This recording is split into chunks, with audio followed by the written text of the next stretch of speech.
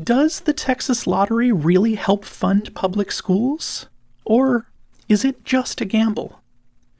The Texas Lottery has been around since 1992, and purportedly, since 1997, a portion of proceeds has helped fund public schools. But how much of each dollar actually goes to education? And what are the trade-offs of using a lottery to raise state revenue? Let's break it down. The Texas Lottery is run by the Texas Lottery Commission.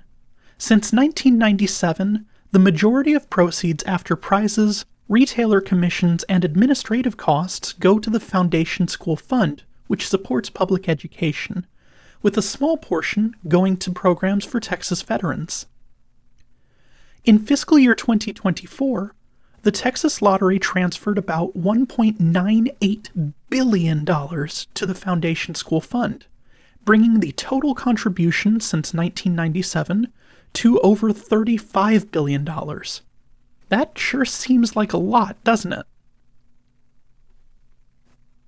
So, now that we know how the Texas Lottery works, the bigger question is whether this is the right way to fund schools. And that's where it gets political. Texas lawmakers have fought over the lottery repeatedly.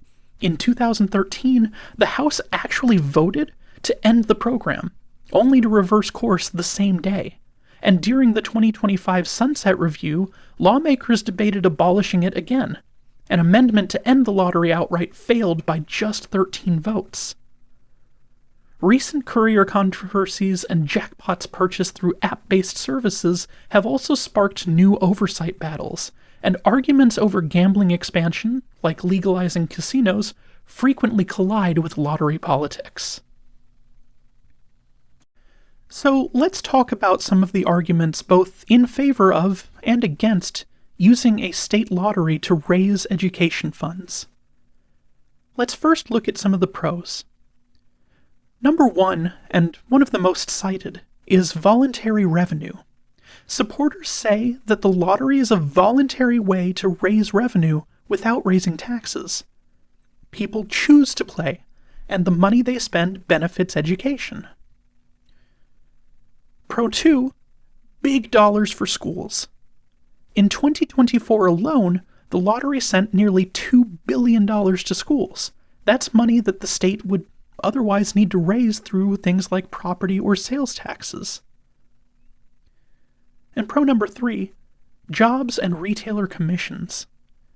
Retailers earn at least 5% commission on every ticket sold, which can be significant for small businesses. Not only that, increased revenue to these businesses creates more jobs and more economic opportunity for Texas. So, what about arguments against using the lottery as a way to fund education? There are several. Let's take a look at 4. Con number 1 is it's not as much money for schools as people think. Critics argue that while the lottery raises big flashy numbers, only a portion of each dollar actually reaches schools. The largest share, over 60%, goes to prizes, with additional amounts going to retailer commissions and administrative costs. Ultimately, less than 30 cents of each dollar makes it to education. On top of that, while numbers like $2 billion are big and flashy, the annual state budget is significantly more than $2 billion for education, and ultimately the lottery plays a fairly insignificant part in funding schools statewide. Con number 2 is the regressive impact of lotteries. Research shows lotteries are regressive. In other words, lower-income Texans spend a larger share of their income on tickets, making it more of a burden on those who are least able to afford it. This is a key reason lawmakers debate whether it's fair to rely on lottery revenue for something as essential as education. Con number 3, lotteries are volatile and they're not a fix for school finance. Lottery revenues can fluctuate year to year. In fact, there's no clear trend as to whether people are spending more or less money on the lottery year over year. Experts warn it's not a stable, long-term solution for school funding. And con number 4, the risk of gambling addiction. As with any game that involves gambling, there is a risk of addiction. Problem gambling is a real concern. Easy access to scratch-offs and games can lead to addiction and bad outcomes for vulnerable players. Time and time again, we've seen this happen. So, what does this all mean? Even with billions in contributions, the lottery makes up only a small slice of the overall school finance system in Texas.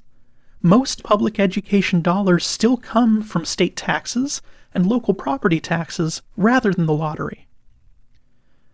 So, does the Texas lottery really help fund public schools, or is it just a gamble? It clearly brings in significant money, but it also comes with trade-offs. Questions about fairness, reliability, how we fund education, and safety. Whether it's worth it is something that Texas politicians will continue to debate. I also want to note that if you or someone you know struggles with problem gambling, you can call 1-800-GAMBLER for help. They are a free resource to help Texans with gambling addiction. Again, that is 1-800-GAMBLER for help.